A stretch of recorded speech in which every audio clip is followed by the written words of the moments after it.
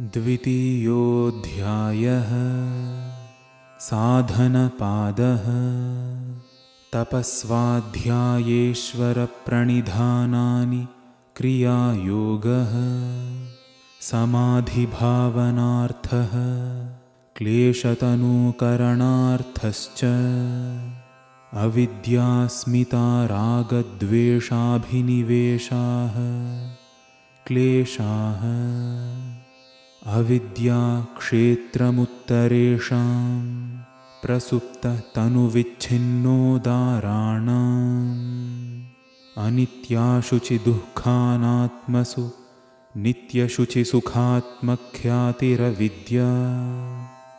दृग्दर्शनशक्त्योरेकात्मतेवास्मिता सुखानुशयी रागः दुःखानुशयी द्वेषः स्वरसवाही विदुषोऽपि तथारूढोऽभिनिवेशः ते प्रतिप्रसवहेयाः सूक्ष्माः ध्यानहेयास्तद्वृत्तयः क्लेशमूलः कर्माशयो दृष्टादृष्टजन्मवेदनीयः सति मूले तद्विपाको जात्यायुर्भोगाः ते ह्लादपरितापफलाः पुण्यापुण्यहेतुत्वात् परिणामतापसंस्कारदुःखैर्गुणवृत्तिविरोधाच्च दुःखमेव सर्वं विवेकिनः हेयं दुःखमनागतं द्रष्टृदृश्ययोः संयोगो हेयहेतुः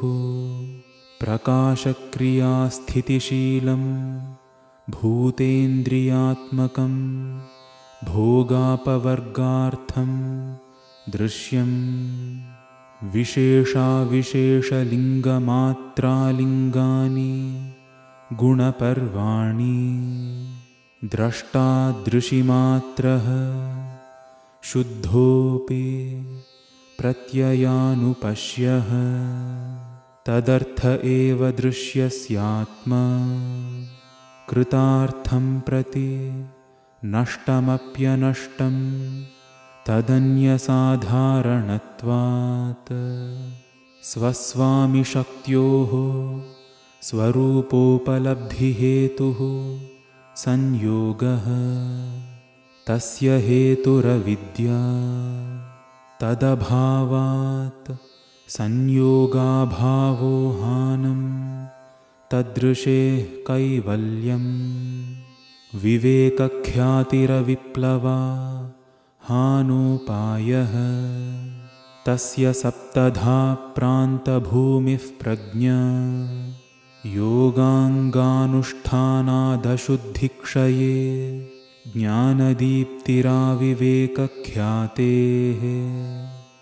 यमनियमासनप्राणायामप्रत्याहारधारणाध्यानसमाधयोष्टावङ्गानि अहिंसा सत्यास्तेयब्रह्मचर्यापरिग्रहायमाः जातिदेशकालसमयानवच्छिन्नाः सार्वभौमा महाव्रतम् शौचसन्तोषतपस्वाध्यायेश्वरप्रणिधानानि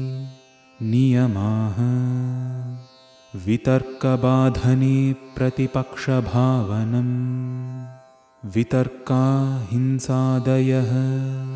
कृतकारितानुमोदिता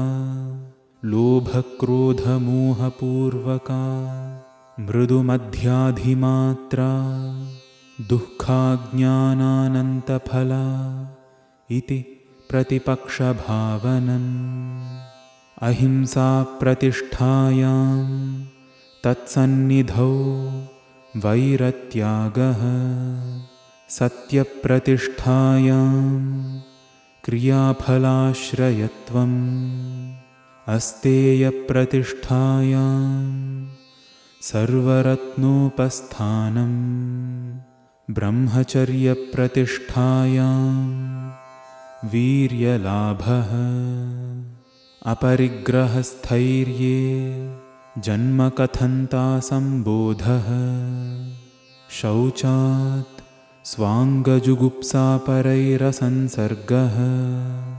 सत्त्वशुद्धिसौमनस्यैकाग्र्येन्द्रियजयात्मदर्शनयोग्यत्वानि च सन्तोषादनुत्तमसुखलाभः कायेन्द्रियसिद्धिरशुद्धिक्षयात् तपसः स्वाध्यायाद् इष्टदेवतासंप्रयोगः समाधिसिद्धिरीश्वरप्रणिधानात् स्थिरसुखमासनम् प्रयत्नशैथिल्यानन्तसमापत्तिभ्याम् ततो द्वन्द्वानभिघातः तस्मिन् सति श्वासप्रश्वासयोर्गतिविच्छेदः प्राणायामः बाह्याभ्यन्तरस्तम्भवृत्तिः देशकालसङ्ख्याभिः परिदृष्टो दीर्घसूक्ष्मः बाह्याभ्यन्तरविषयाक्षेपी चतुर्थः ततः क्षीयते प्रकाशावरणं धारणासु च योग्यता मनसः स्वविषयासंप्रयोगे चित्तस्वरूपानुकार इवेन्द्रियाणां प्रत्याहारः ततः परमावश्यतेन्द्रियाणाम् इति पतञ्जलिविरचिते योगसूत्रे द्वितीयः साधनपादः।